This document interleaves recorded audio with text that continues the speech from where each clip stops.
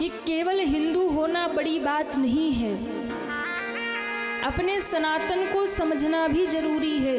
वो स्वामी तुलसीदास जी महाराज ने एक ग्रंथ लिखा जिसका नाम रखा रामचरितमानस। लोगों ने पूछा कि बाबा ये जो रामचरितमानस आपने लिखा है, इस कथा को सुनने से मिलेगा क्या? हम काम धंधा छोड़ करके समय निकाल करके कथा का आयोजन करेंगे, 3 घंटा समय निकाल कर रोज समय से पंडाल में पहुंचेंगे, कथा सुनेंगे, तो कुछ तो लाभ मिलना चाहिए ना। और कलयुग का आदमी तो वैसे भी व्यापारिक बुद्धि वाला हो गया, हर चीज में बुद्धि लगाएगा। ये करेंगे तो लाभ क्या होगा, ये करेंगे तो फायदा क्या होगा, वहां जाएंगे तो फायदा क्या होगा। कल हम लोग आ रहे थे ना, बड़ी भीड़ हो रही थी ट्रेन में, वही कुंभ वाले लोग भरे पड़े थे और उसमें कई ऐसे भी थे। होता क्या है कुंभ नहाने से, जाते क्यों हो कुंभ नहाने? और पूछने वाला कोई नास्तिक नहीं, कोई दूसरे धर्म वाला नहीं। शर्म की बात तो ये है कि ऐसा बोलने वाले हिंदू ही थे महाराज। हिंदू धर्म, हमारा सनातन धर्म यदि नीचे की ओर जा रहा है तो इसमें दोष किसी दूसरे का नहीं है, दोष तो अपनों का ही है महाराज। दोष अपनों का है, क्योंकि हम सोए हुए हैं, हम अपने धर्म के प्रति जागे नहीं हैं। हम हर एक चीज कर लेंगे, पर जब बात भगवान की आएगी, जब बात कथा सत्संग की आएगी, जब बात संतों की आएगी, जब बात तीर्थों और मंदिरों की आएगी, तो हम खुद ही अपने धर्म पर लांछन लगाएंगे, सवाल उठाएंगे। अरे लोग पागल हुए जा रहे, मरे जा रहे, क्या मिलता है कुंभ नहाने से, क्या मिलता है संगम नहाने से, क्या मिलता है गंगा नहाने से, क्या मिलता है कथा सुनने जाने से? अरे भैया, आज जितना भी धर्म बचा हुआ है और जितने भी सनातनी बचे हुए हैं, केवल और केवल ये जो सत्संग है, कथा है, हमारे धर्म ग्रंथ हैं, हमारे साधु संत कथा वाचक है, इन्होंने ही संसार को जगा करके रखा है, तब आज हमारा सनातन धर्म बचा हुआ है।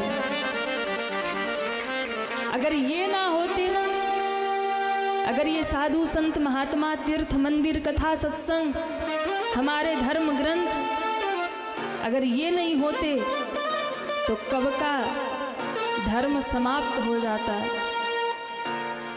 क्योंकि इन्होंने जगा करके रखा, लोगों को भगवान से जोड़ करके रखा। और मुझे इस बात को सुन करके हंसी भी आ रही थी और कष्ट भी हो रहा था। हंसी इसलिए आ रही थी कि जहां सारी दुनिया अब जग रही है, सनातनी जग रहे हैं, अपने धर्म के प्रति आस्थावान हो रहे हैं, वहाँ अभी ये कहाँ जी रहे हैं कि कहते हैं कुंभ नहाने से क्या होगा। और दूसरे कष्ट भी हो रहा था कि भैया ये भगवान से कितने अनभिज्ञ हैं, धर्म से कितने दूर हैं। कहने को तो हिंदू हैं, पर सनातन धर्म के प्रति इनके हृदय में जरा भी आस्था नहीं है, कोई मतलब ही नहीं है। इसलिए मैं आप सबसे निवेदन करूं कि केवल हिंदू होना बड़ी बात नहीं है, अपने सनातन को समझना भी जरूरी है, अपने धर्म ग्रंथों को जानना भी जरूरी है, कथा भी जरूरी है, सत्संग भी जरूरी है, मंदिर भी जाना जरूरी है। और यदि आपने ये सब नहीं किया तो फिर आने वाली पीढ़ी पक्का दूसरे धर्म में परिवर्तित हो जाएगी, आप कुछ भी नहीं कर पाओगे। इसलिए मैं आज पहले दिन आप सबसे निवेदन कर रही हूँ, आप लोग कथा में आ रहे ना, अपने घर के बच्चों को भी लेकर आइए, ये बूढ़े लोगों को लगता है ना कि ये बच्चे तो पढ़ाई लिखाई करते हैं, इनको रहने तो दुनियादारी में, हम ही चलते कथा सुनाते, हमारा तो अब अंतिम समय आ रहा। कथा बूढ़ों के लिए नहीं है। क्यों? कथा का अर्थ आप समझिए, हमारे जितने धर्म ग्रंथ हैं ये हमें जीवन जीना सिखाते हैं, ये हमें हमारा जीवन कैसा हो उसके लिए हमारा मार्गदर्शन करते हैं। हम धर्म पूर्वक जीवन यापन करें ये रास्ता हमें सत्संग, कथा, धर्म ग्रंथ दिखाते हैं। इसलिए मुझे लगता है आज के समय में कथा की आवश्यकता जितने हमारे देश के युवाओं को है उतना और किसी और को नहीं है महाराज। क्योंकि जिनकी उम्र हो गई ना 50 के पार, वो तो जी चुके जैसी जिंदगी जीनी थी, अब तो भगवान भरोसे कट ही जाएगी। अब तो उनके पास कुछ बचा नहीं है भजन करने के सिवा। लेकिन अभी जो युवा हैं उन्हें आगे चलकर धर्म को भी संभालना है, राष्ट्र को भी संभालना है। धर्म को भी उनकी ज़रूरत है, राष्ट्र को भी उनकी ज़रूरत है। इसलिए बहुत ज़रूरी है आपकी आने वाली पीढ़ी, भारत के युवा, आपके परिवार के बच्चे धर्म प्रेमी हो, राष्ट्र प्रेमी हो, धर्म की भी रक्षा करें और राष्ट्र की भी रक्षा करें महाराज। दोनों का बचना जरूरी है और ये तभी होगा जब अपने बच्चों को आप धर्म से जोड़ेंगे, सनातन से जोड़ेंगे और जोड़ करके रखिए, उन्हें दूर मत होने दीजिए। और यदि आपने दूर होने दिया तो फिर संकट आ जाएगा, परिवार भी बिखरेगा, देश भी बिखरेगा, धर्म भी बिखरेगा। इसलिए बहुत जरूरी है धर्म से जुड़िए और ना केवल खुद जुड़िए, अपने पीढ़ी को, अपने बच्चों को, अपने परिवार को भी धर्म से जोड़िए, भगवान से जोड़िए, भगवान से जोड़ करके जाइए महाराज। इसलिए जो कहते हैं क्या होता है, कुंभ नहाने से क्या होता है, गंगा नहाने से क्या होता है, मंदिर जाने से क्या होता है, कथा और सत्संग में जाने से तो हम यही कहेंगे क्या नहीं होता है ये सब कर जाने से। सब कुछ हो जाता है, एक बार विश्वास करके आगे बढ़िए भगवान के ऊपर, सब कुछ हो जाता है महाराज। जीवन बदल जाता है, जीवन सुधर जाता है, इससे बड़ा और क्या हो सकता है। आपका ये लोक भी बन जाएगा और परलोक भी बन जाएगा, इससे बड़ा और क्या चाहिए। इसलिए बहुत जरूरी है। आपके गांव में भी बहुत सारे लोग होंगे जो कुंभ नहाने गए होंगे, कुछ ऐसे भी होंगे जो नहीं जा पाए होंगे, मन में भाव ही रह गया होगा। तो जो नहीं जा पाए हैं ना, उनके लिए उपाय बता रहे हैं। बता दे कि रहने दे, हाँ या ना? इधर के लोग नहीं बोल रहे हैं, बता दे। हाँ बता दे। मैया लगता है जा नहीं पाई है। अच्छा ठीक है। पहली बात तो ये है कि जो जो तिथियां आ रही हैं ना स्नान की, अपने घर में ही बाल्टी में गंगा जल डालो। गंगा जल तो सबके घर में होगा। बाल्टी में गंगा जल डालो, ऊपर से नलका अपने जल भर लो और उसी बाल्टी में हाथ जोड़कर गंगा मैया का आवाहन करो। गंगा मैया, यमुना मैया, सरस्वती मैया, है प्रयागराज महाराज, हमारे घर में ही प्रकट हो जाइए, हम आने में असमर्थ हैं। क्योंकि कलयुग का समय बहुत अच्छा है। यहाँ मानसिक पूजा करने का भी उतना ही फल मिलता है जितना आप शरीर से पूजा करेंगे। आपके पास पुष्प नहीं है और ध्यान लगाकर मन ही मन भगवान को पुष्प चढ़ा दिया ना, तो भी आपको पुष्प चढ़ाने का फल मिल जाएगा। ये बात हम अपने पास से नहीं कह रहे, गोस्वामी जी ने लिखा है, मानस पुण्य होई नहीं पापा। कलयुग में मानसिक पुण्य का फल मिलेगा और मन से कोई पाप हो जाए तो उसका फल नहीं मिलेगा। तो ये अच्छी बात है कलयुग में। घर में ही आवाहन करिए प्रयागराज महाराज का। गंगा, यमुना, सरस्वती, कावेरी, अलकनंदा, जितनी नदियां याद है सबका नाम ले लो। काशी गंगा, गया काशी, जितने तीर्थ के नाम याद है उनका भी नाम ले लो और हर हर गंगे कह के घर में स्नान कर लो तो प्रयागराज का फल मिल जाएगा। गारंटी से कह रहे, पूरा विश्वास रख के करिए, कुंभ का फल घर में मिल जाएगा। गौ माता के चरणों की धूली मस्तक पे रख लो, प्रदक्षिणा कर लो, क्योंकि गाय के चरणों में सारे तीर्थ बसते हैं। और तीसरी बात, दो काम तो ये हो गया, और तीसरी बात, तीर्थ में जाके करते क्या है? स्नान करते हैं, दान करते हैं, कथा सुनते हैं, होता है ना 3 काम। तो आप लोग भी ये अपने गांव में रह के कर लीजिए। स्नान करिए, दान करिए, गौ का दर्शन करिए, उनकी चरण धूली रखिए मस्तक पे, और सबसे बड़ी बात, कथा गंगा आपके गांव में 5 दिन के लिए आई है, गोता लगाकर धन्य धन्य हो जाइए। देखो ठाकुर जी की कितनी कृपा है। आप महाकुंभ स्नान करने नहीं जा पा रहे तो ठाकुर जी ने आपके घर में ही महाकुंभ भेज दिया। आपके गांव में स्वयं प्रयागराज चलकर आ गए हैं। कहाँ आ गए? इसी कथा पंडाल में। और ये बात मैं नहीं कह रही हूँ, मैं कहूँ तो आप मानना भी मत। जो शास्त्र कह रहा मैं वो कह रही हूँ। गोस्वामी तुलसीदास जी महाराज ने कहा, सुनो, तीर्थों के राजा है प्रयाग, और कोई यदि प्रयाग ना पहुंच पाए तो बोले भैया संत महात्मा चलते फिरते प्रयागराज है। वो तो प्रयागराज एक ही जगह स्थित रहते हैं, पर महात्मा जो होते हैं, संत जो होते हैं, वो चलते फिरते प्रयागराज हैं। जिस भूमि में संत महात्मा के चरण पड़ जाएं, किसी भक्त के, किसी भजनानंदी के चरण पड़ जाएं, तो समझ लो कि वही धरती तीर्थराज प्रयाग बन जाती है। गोस्वामी जी कहते हैं, मुद मंगलमय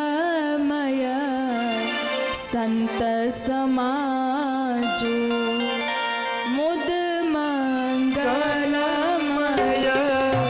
संत समाजो, मुद मंगलमय संत समाजो, मुद मंगलमय संत समाजो, मुद मंगलमय संत समाजो, मुद मंगलमय संत समाजो, मुद मंगलमय संत समाजो, मुद मंगलमय संत समाजो, जो जग जंगम तीरथ राजो, जो जग जंगम तीरथ राजो, जो जग जंगम तीरथ राजो, जो जग जंगम तीरथ राजो, तीरथ राजो। तीरथ राजो। गोस्वामी श्री तुलसीदास जी महाराज बाबा रामचरितमानस में लिखते हैं, मुद मंगलमय संत समाजो, जो जग जंगम तीरथ राजो। जहाँ भगवान की कथा शुरू हो जाए, जहाँ सत्संग होने लग जाए, जहाँ कथा होने लग जाए, जहाँ संत महात्मा कोई भजनानंदी आकर बैठ जाए, यकीन मानिएगा ये गोस्वामी जी की वाणी है, वही भूमि तीर्थराज प्रयाग बन जाती है। और जो उस प्रांगण में जाके बैठ जाए उसे गंगा, यमुना और सरस्वती के स्नान का फल प्राप्त हो जाता है। इसलिए आप चिंता मत करो, आपके गांव में ये जो कथा आई है ना, ये स्वयं तीर्थराज प्रयाग चल के आ गए आपके गांव में। अब जिनके सौभाग्य जगे, जिन पर ठाकुर जी की कृपा हो जाए, वो 5 दिन तक इस प्रयाग की गंगा में आके बैठे और कथा सुन करके इस गंगा में गोता लगाकर धन्य धन्य हो जाए। अच्छा, प्रयागराज में है क्या? बोले गंगा, यमुना, सरस्वती 3 नदियां हैं। तो कथा में भी तीनों नदियां बह रही हैं महाराज, तीनों नदियां बह रही। गोस्वामी जी ने कहा पहली नदी है गंगा। तो गंगा क्या है? राम भगति जहाँ सुरसरी धारा। गंगा कौन है? बोले राम जी की भक्ति ही गंगा की धारा है। सरसहि ब्रह्मा विचार प्रसारा। कथा में बैठकर भक्ति का भाव मन में आ जाए, समझ लो गंगा का स्नान हो गया। दूसरी बात, यमुना कौन है? करम कथारवि नंदिनी बरनी। यहाँ बैठकर जब आपके मन में विचार आए, विधि निषेध मया कलिमाल हरनी करम कथारवि नंदनी बरनी। राम जी की भक्ति गंगा की धारा है, यमुना कर्म की स्वरूपा है। यहाँ बैठकर जब मन में विचार आए, ये करना, ये नहीं करना, ये सही है, ये गलत है, यही विचार जब मन में आए तो यही यमुना की धारा का स्नान है। तो गंगा राम भक्ति है, यमुना कर्म स्वरूपा है, और तीसरे सरस्वती ज्ञान स्वरूपा है। कथा में बैठकर आपका ज्ञान जग जाए, विवेक जग जाए, तो यही सरस्वती का स्नान है। और तीनों एक साथ यदि करना है तो सत्संग में, कथा में बैठ जाइए तो महाराज भक्ति, कर्म और ज्ञान, इन 3 के ही विचार आते ही गंगा, यमुना और सरस्वती तीनों के स्नान का फल आपको प्राप्त हो जाएगा। इसी कथा में बैठे बैठे अब ताली तो जोर से बजा दो। देखो कितनी महत्वपूर्ण बात आपको बताई ना। कुंभ आपके गांव में आ गया, प्रयागराज आपके गांव में आ गए, गंगा, यमुना, सरस्वती की धारा आपके गांव में आ गई। तो ज्ञान की धारा है। प्रयागराज में आप जाएंगे तो 2 ही नदी का दर्शन होता है, गंगा और यमुना का। सरस्वती लुप्त हैं, वो गुप्त रूप से रहती है, दिखाई नहीं देती। और वही ज्ञान की धारा है जो दिखती नहीं है, गुप्त रहती है। पर ज्ञान संतों की वाणी से, वहां जाने पर भी ना, जब तक कथा नहीं सुनोगे तीनों नदी स्नान का फल नहीं मिलता। क्यों? बोले गंगा जी दिख रही उसमें नहा लिया, यमुना दिख रही उसमें नहा लिया, पर सरस्वती तो दिख ही नहीं रही है। कैसे नहाओगे सरस्वती में? तो कहा सरस्वती गुप्त है। कहाँ है? तो कहा सरस्वती संतों के, महात्माओं के, कथावाचकों की वाणी में बैठी हैं। और जब वो अपनी वाणी से भगवान का गुणगान करेंगे, कथा सुनाएंगे, और भक्त बैठकर भगवान की कथा सुनेंगे, तो संतों की वाणी से ही उन्हें सरस्वती का स्नान का फल मिलेगा। ये विधान बना है। तो आप सबके लिए तो भैया बहुत बढ़िया अवसर आ गया।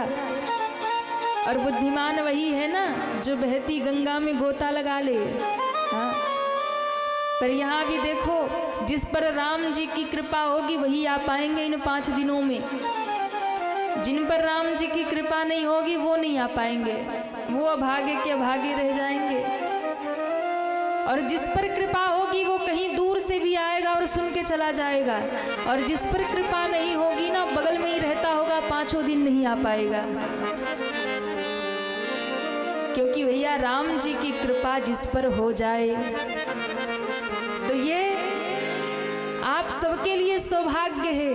घर बैठे महाकुंभ चल रहा है, इसका आनंद लीजिए। आपके गांव में महाकुंभ आ गया, प्रयागराज आ गया, स्नान कर लीजिए, कथा सुन लीजिए और यहाँ दान कर लिया तो तीनों का फल आपको एक साथ ही प्राप्त हो जाएगा।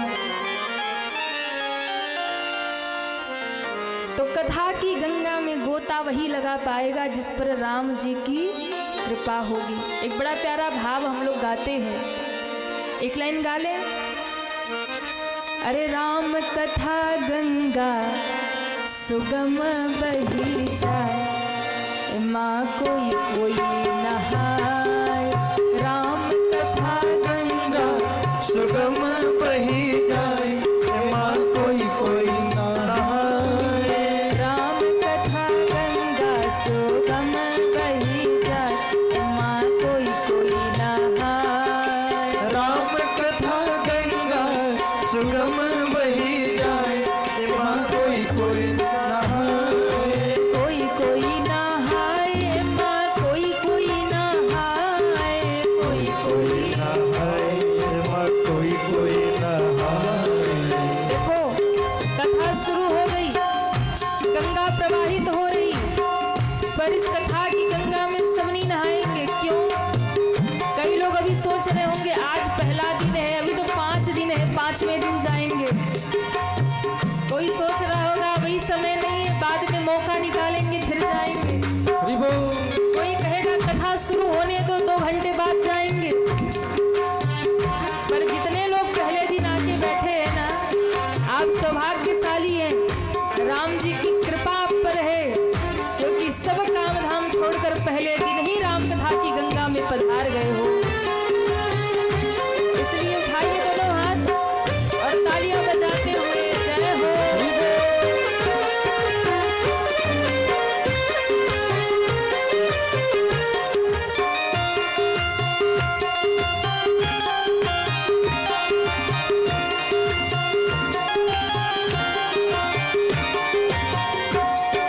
जय हो।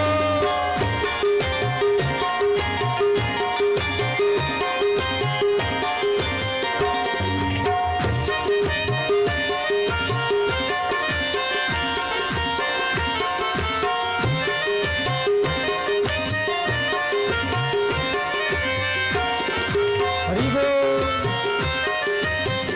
और गंगा तो बह रही, नहा कौन कौन रहे? तो कहा भैया बहुत बड़े बड़े लोग नहा रहे। कौन कौन?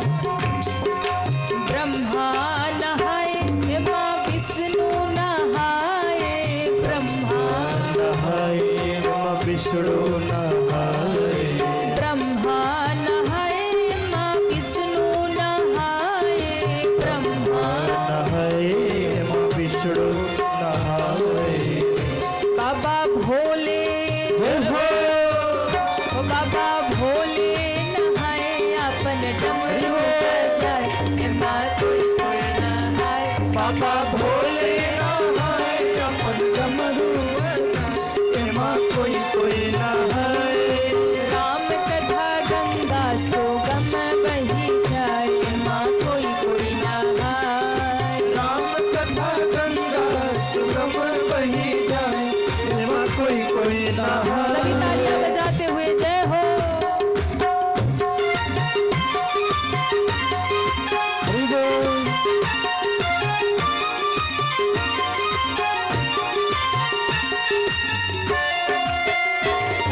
जय हो।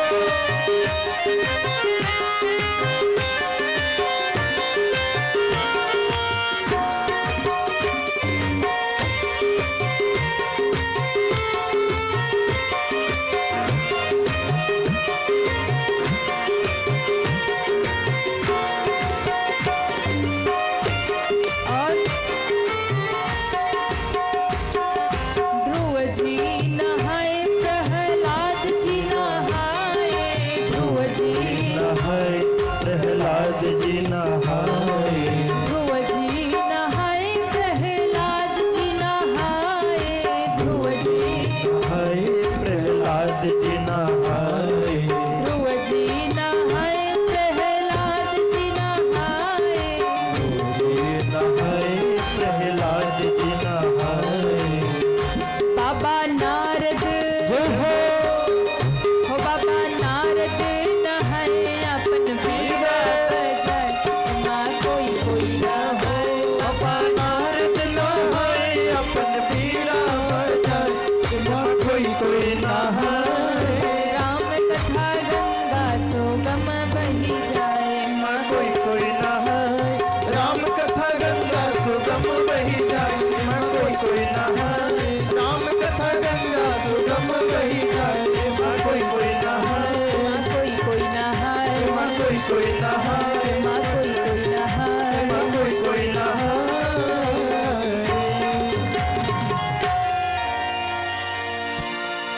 राम कथा गंगा। अरे वाह, कौन कौन नहा रहे हैं? अरे राम कथा गंगा माँ कोई कोई। अभी थोड़े कमजोर हैं भजन में आप लोग, पर चिंता मत करिए, 5 दिनों में बढ़िया सिखा देंगे आपको। अरे ब्रह्मा नहाए माँ, सब मिल के गाओ। ब्रह्मा नहाए माँ। देखो कथा का लाइव चल रहा है, बनारस वाले भी देख रहे हैं, क्या कहेंगे मुंगेर वालों को गाना नहीं आता। उठाइए दोनों हाथ और सब लोग गाइए मिलके। ब्रह्मा नहाए माँ विष्णु नहाए। ब्रह्मा, वाह। ब्रह्मा नहाए माँ, ब्रह्मा नहाए। भोले बाबा नहाए अपन डमरू बजाए माँ कोई कोई नहाए। भोले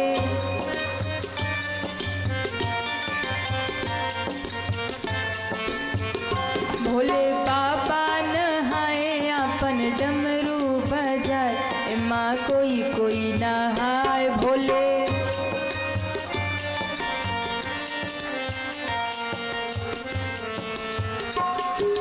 राम कथा गंगा माँ कोई कोई, माँ कोई कोई नहाए। आप लोग बहुत बढ़िया गाते हैं पर थोड़े संकोच कर रहे हैं, एक बार अपने लिए ताली बजा लो। वाह। तो आप सभी सौभाग्यशाली हैं जो पहले दिन ही आकर के इस कथा की गंगा में गोता लगा रहे और धन्य धन्य हो रहे, वरना तो कई लोग घर में बैठे सोच रहे होंगे अंतिम दिन जाएंगे। कोई कहे भैया चलो, बोले कहाँ, देखो कथा बड़ी बढ़िया शुरू हुई है, चलो सुन आते। अरे भैया क्या बताएं, घर में इतने काम पड़े हैं, अभी उधर भी जाना, वो भी देखना, वो दूसरे दिन चलेंगे। और पता चला अंतिम दिन का प्लान बना के बैठे हैं और अंतिम दिन ऐसा इमरजेंसी फ़ोन आएगा, बोले भैया अब तो कथा गई काम से। इसलिए सब इस कथा का आनंद ले। अधिक भूमिका में ना जाते हुए हम सभी कथा में प्रवेश करेंगे। श्री गोस्वामी तुलसीदास जी महाराज रामचरितमानस की रचना करते हैं और कथा को शुरू करने से पहले गोस्वामी तुलसीदास जी महाराज सबको प्रणाम करते हैं, सबको वंदन करते हैं और सबको प्रणाम करके, सबको वंदन करके गोस्वामी तुलसीदास जी महाराज राम कथा की शुरुआत करते हैं। तो सबसे पहले श्लोक में श्री गणेश जी को और माँ सरस्वती को प्रणाम किया। तो आइए हम और आप सभी इस कथा को शुभारंभ करने से पहले प्रथम पूज्य श्री गणेश जी महाराज और वाणी की देवी माँ सरस्वती को प्रणाम करें। सभी दोनों हाथ जोड़िए और हमारे साथ बोलिए। वर्णानाम अर्थ संघानाम, वर्णानाम अर्थ संघानाम, रसानाम छंद सामपि, रसानाम छंद सामपि, मंगल करतारो, मंगलानाम च करतारो, वंदे वाणी विनायको, वंदे वाणी विनायको, वंदे वाणी विनायको, वंदे वाणी विनायको। बोलिए श्री गणेश जी महाराज की जय हो, सरस्वती मैया की जय हो।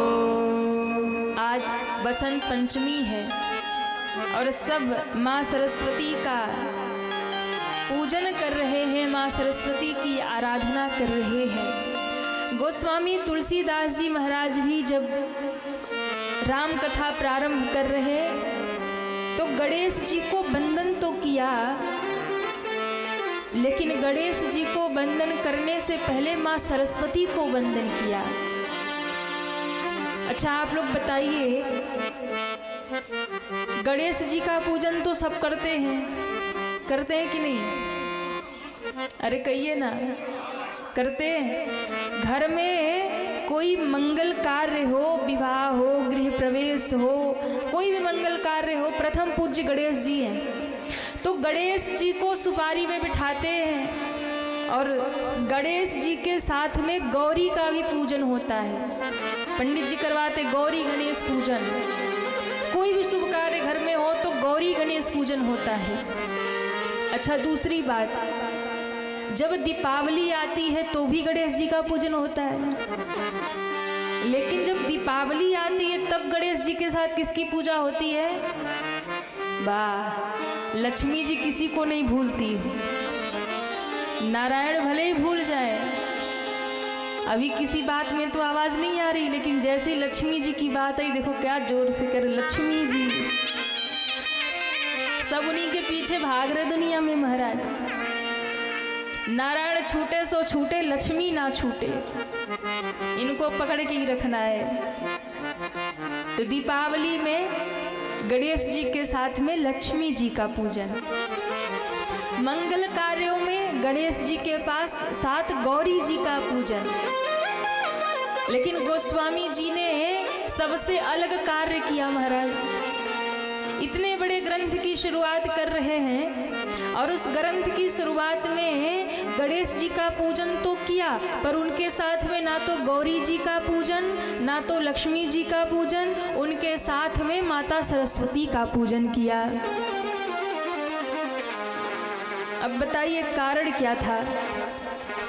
किसी ने गोस्वामी जी से पूछा कि बाबा, दुनिया वाले गौरी गणेश का पूजन करते हैं, लक्ष्मी गणेश का पूजन करते हैं, आपने सरस्वती और गणेश का पूजन किया, वंदे वाणी विनायको, ऐसा क्यों किया?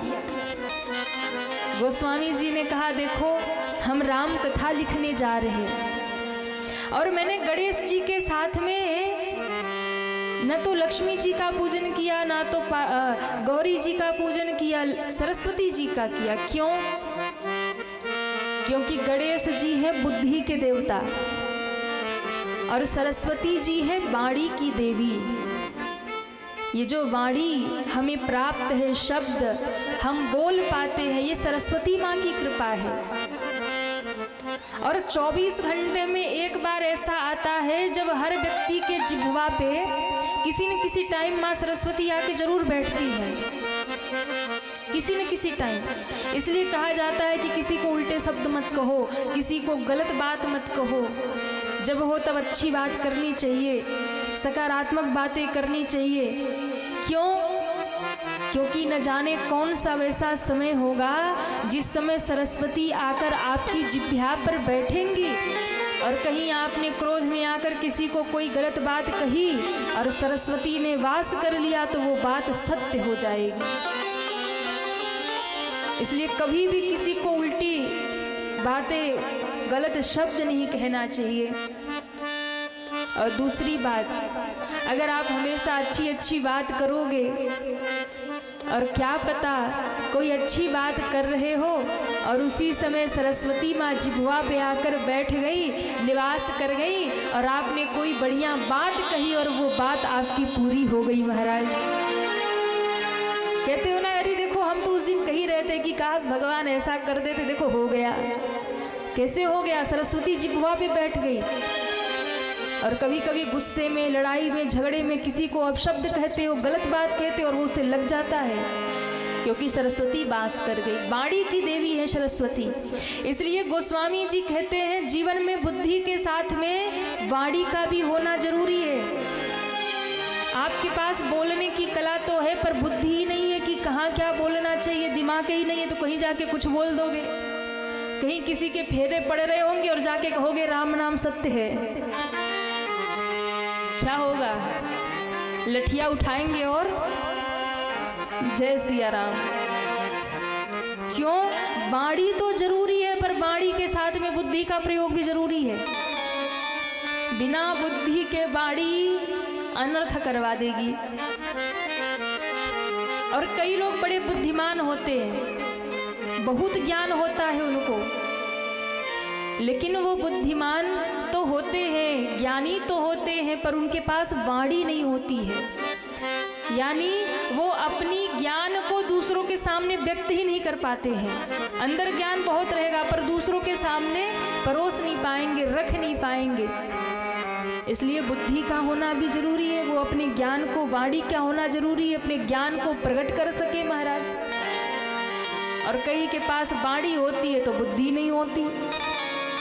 पर गोस्वामी जी कह रहे हैं मैं भगवान राम की कथा लिखने जा रहा, इसलिए हे माँ सरस्वती मुझे ऐसी वाणी प्रदान करिए जिस वाणी से भगवान का ही नाम निकले, राम का गुणगान निकले। और हे गणपति जी ऐसी बुद्धि प्रदान करिए, ऐसी रचना हो कि उससे सारे जगत का कल्याण हो जाए, ऐसी कृपा करिए। इसलिए वंदे वाणी विनायको, सरस्वती के साथ में गणेश जी की वंदना, क्योंकि वाणी में बड़ी ताकत होती है महाराज। ये वाणी यदि वीणा बन गई तो जीवन में मंगल कर देगी, और ये वाणी अगर बाण बन गई तो जीवन में महाभारत करवा देगी। इसलिए वाणी की बड़ी भूमिका है। ये वाणी ही आपको संसार में सम्मान दिला सकती है, और ये वाणी ही आपको संसार में लठ भी पड़वा सकती है। बहुत शक्ति है इस वाणी में, जय जयकार भी करवा सकती है, हाहाकार भी करवा सकती है। ये वाणी की शक्ति है। इसलिए मैं निवेदन करूं माताओं, भाइयों, अपनी वाणी को वीणा बनाइएगा जिससे जीवन में मंगल ही मंगल हो। यदि वाणी को वाण बना लिया तो जीवन में अमंगल ही अमंगल होगा। इसलिए वाणी को कभी बाण मत बनाइएगा, वाणी को वीणा ही बनाइएगा, तभी ये जीवन में सुख प्रदान करेगी, वरना तो महाभारत तो होके रहेगा। किसी को दो चार उल्टे शब्द सुनाओ बस वही झगड़ा शुरू महाराज। इसलिए वाणी को बहुत समझ करके, सोच करके बोलना चाहिए। अच्छा, एक ही शब्द होता है ना सॉरी, अंग्रेजी में एक शब्द होता है सॉरी, लेकिन उसको बोलने का समय कैसा है, अर्थ बदल जाते हैं। पति और पत्नी में झगड़ा हो रहा हो, और झगड़ा होते होते पति या पत्नी कोई भी एक बोल दे अच्छा भैया सॉरी, सॉरी बोल दे, तो क्या होता है, झगड़ा खत्म हो जाता है कि नहीं? अरे कहिए ना, हो जाता है। दो जन में झगड़ा हो जाए और कोई सॉरी बोल दे तो झगड़ा खत्म, और कोई एडमिट हो और डॉक्टर आके सॉरी बोल दे तो आदमी खत्म। झगड़े में कोई सॉरी बोल दे तो झगड़ा खत्म, डॉक्टर आके सॉरी बोल दे तो आदमी। शब्द एक ही है, पर स्थान बदल गया तो अर्थ भी बदल गया। शब्द एक ही है, झगड़े में सॉरी बोलो झगड़ा खत्म, तो डॉक्टर ने बोला तो फिर जय सिया राम। इसलिए वंदे वाणी विनायको, गोस्वामी जी ने वाणी की देवी सरस्वती और बुद्धि के देवता गणेश जी को प्रणाम किया। बोलिए सरस्वती मैया की जय हो, गणेश जी महाराज की जय हो। और ये कहकर बाबा ने आगे भगवान शंकर और मैया पार्वती को प्रणाम किया। वंदे भवानी शंकरो श्रद्धा विश्वास रूपिणो याभ्याम विना न पश्यन्ति सिद्धा स्वांतस्थमीश्वरम। शिव कौन है? विश्वास है। पार्वती श्रद्धा है और श्रद्धा और विश्वास के रूप में शिव और पार्वती को प्रणाम किया। बोलिए गौरी शंकर भगवान की जय हो। इसके बाद में गुरु को प्रणाम किया। और गुरु कैसा हो? बोले महाराज गुरु शिव के समान हो। गुरु शिव के समान हो, महादेव की तरह हो, ऐसा गुरु होना चाहिए। और गुरु को प्रणाम किया महाराज। ऐसे महादेव जो नित्य बोध में रहते हैं, ऐसे महादेव को प्रणाम किया।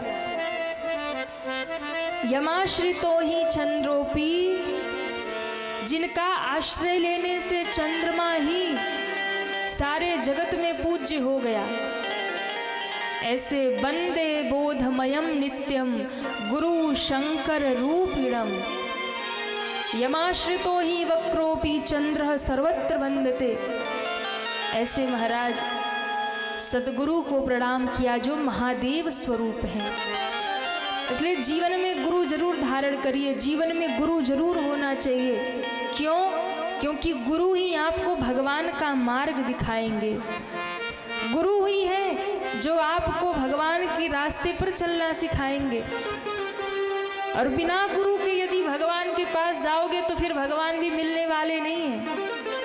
इसलिए बीच में सबसे पहले गुरु धारण करिए। वो गुरु आपको मार्ग देंगे, मंत्र देंगे, और जब उस मंत्र को लेकर उस मार्ग को पकड़ के आप चलेंगे तो सीधे भगवान के ही धाम पहुँचेंगे महाराज। इसलिए गुरु बहुत जरूरी है। सीताराम जी को प्रणाम किया, राम नाम को प्रणाम किया। गुरु के चरणों की वंदना, चरण के नख की वंदना, चरणों की धूली की वंदना, बहुत वंदना गोस्वामी जी ने किया। सबको प्रणाम किया। और सबको प्रणाम करते करते बाबा जी ने संतों को प्रणाम किया, सज्जनों को प्रणाम किया। गोस्वामी जी को लगता है किसी को छोड़ना नहीं है, सबको प्रणाम कर ले। तो किसको प्रणाम किया? बोले चोरों को, डकैतों को, जेब कतरों को, कथाओं में जा जाके जो चप्पल चुरा ले जाते उनको भी प्रणाम किया। अब देखो प्रयागराज में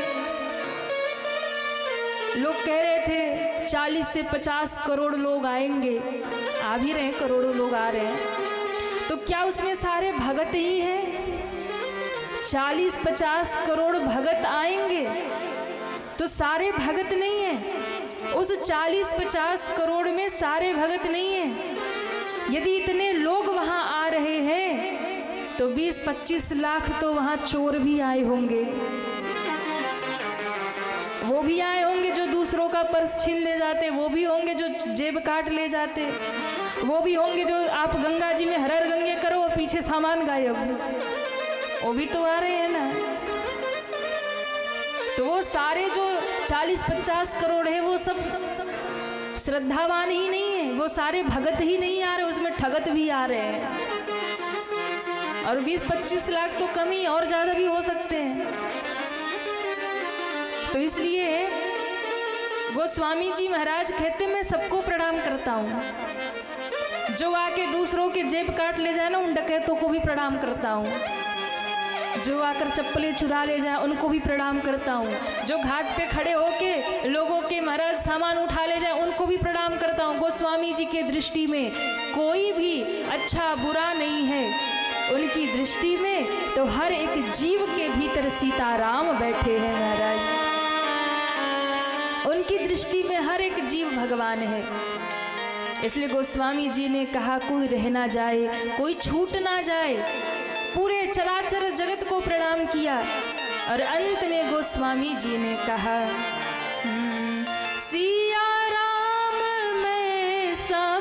जग जानी। सिया राम मैं सब जग जानी। करहूँ प्रणाम जोरी जुग आनी। करहूँ प्रणाम जोरी जुग पानी। करहूँ प्रणाम जोरी जुग पानी। करहूँ सभी गाइए। प्रणाम जोरी जुग पानी। जय सिया राम जय जय सिया राम। जय सिया राम जय जय सिया राम। देखो राम कथा में जब जब भी कीर्तन होना जम के ताली बजाओ और कीर्तन गाओ। पाप धोने का यही तरीका है। जय सिया राम जय जय सिया राम। जय सिया राम जय जय सिया राम। श्री राम जय जय राम। श्री राम जय जय राम। सिया राम मैं सब जग जानी। करहूँ प्रणाम जोरी जुग पानी। करहूँ प्रणाम जोरी जुग पानी। करहूँ प्रणाम जोरी जुग पानी। करहूँ प्रणाम जोरी जुग पानी। बोलो भक्तवत्सल भगवान की। जय हो। तो बाबा ने कहा करहूँ प्रणाम जोरी जुग। पानी। सबको प्रणाम करके बाबा ने राम कथा शुरुआत की। कहाँ से शुरू हुई राम कथा? तो कहा प्रयागराज से, जहाँ गंगा यमुना सरस्वती की धारा है। उसी जगह एक महात्मा रहते हैं जिनका नाम है भारद्वाज। क्या नाम है? भारद्वाज मुनि बसहि प्रयागा। जिनहि राम पद अति अनुरागा। एक महात्मा है, नाम है भारद्वाज। प्रयागराज में उनकी कुटिया है। जब जब महाकुंभ लगता है तब तब संत महात्मा ऋषि मुनि उनके आश्रम में आते हैं। सत्संग होता है, कथा होती है, कल्पवास करते 1 महीने तक। और जब कल्पवास करके सब ऋषि महात्मा चले जाते हैं फिर ये अपनी साधना में लीन हो जाते। एक बार पूर्ण महाकुंभ लगा प्रयागराज में, जैसे इस वर्ष लगा है 144 वर्षों बाद। और ऐसे ही पूर्ण महाकुंभ जब लगा, अर्ध कुंभ आता है 6 वर्षों में और पूर्ण कुंभ आता है 12 वर्षों में। कुंभ तो हर साल आता है पर 6 साल पूरा होता है तो अर्ध कुंभ लगता है।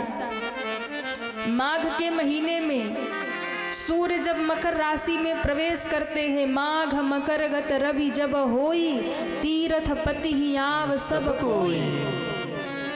उस समय मकर संक्रांति का पर्व जब शुरू होता है, भगवान जब उत्तरायण होते हैं, तब हर वर्ष कुंभ में महाकुंभ का मेला लगता है। लोग स्नान करने जाते हैं, कथा सुनने जाते, दान करने जाते हैं।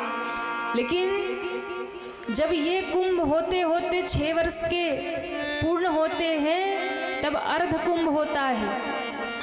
और जब यही कुंभ होते होते 12 वर्ष पर लगता है, 12वां वर्ष जब आता है तो ये महाकुंभ लगता है।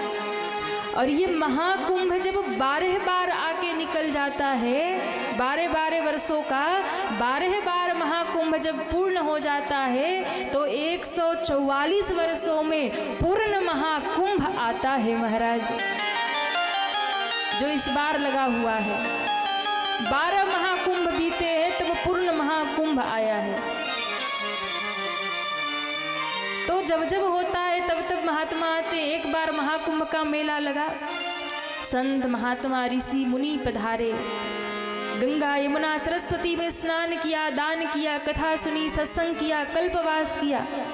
1 महीना बीत गया। 1 महीना बीतते ही सब महात्मा अपने अपने घर जाने लगे। अपनी अपनी कुटिया, अपनी अपनी गुफा से, कंदरा से, जो जहाँ से आए थे सब वहाँ जाने लगे।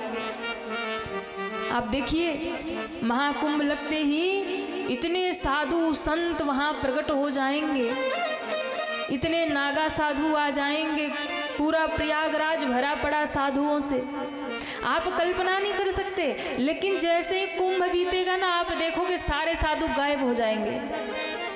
ये कहाँ से आते और कहाँ से जाते पूरे साल कोई खबर नहीं पाता,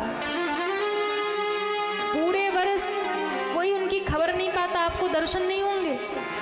लेकिन जैसे ही महाकुंभ शुरू होगा, न जाने कहाँ कहाँ से इतने नागा साधु, इतने महात्मा निकल करके आ जाते महाराज। और हर साल यही होता है। तो ऐसे ही हुआ, जब सब महात्मा जाने लगे भारद्वाज जी के आश्रम से, सबको विदा कर दिया। अंत में एक महात्मा बचे जिनका नाम है याज्ञवल्क। क्या नाम है?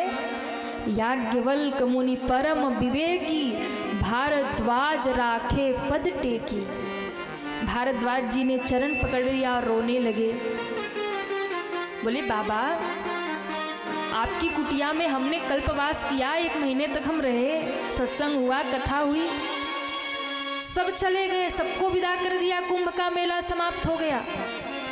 अब हम भी जाना चाहते, पर आप हमारे चरण पकड़ के रो रहे। और अत्यधिक भाव में जब किसी को व्यक्ति रोकना चाहता है तो वो सामने खड़े होकर रोता है, कह नहीं पाता है कि रुक जाओ, तो आंखों से आंसू बहते, मानो वो आंसू ही कहते रुक जाओ। आप जिस प्रकार मेरे चरण पकड़ के रो रहे हैं, इसका अर्थ तो यही कि आप मुझे रोकना चाह रहे हैं। पर क्यों? सब महात्मा साधु चले गए, हमें क्यों रोकना चाहते हो? हमें भी जाना है। दोनों हाथ जोड़ के कहा, हे महात्मन, हे ऋषिवर, मेरे मन में एक प्रश्न है। क्या प्रश्न है? मैं इस प्रयागराज में रहता हूँ, सत्संग करता हूँ, कथा सुनता हूँ, लेकिन फिर भी मेरे मन में एक प्रश्न बना रहता है, क्या राम कौन है?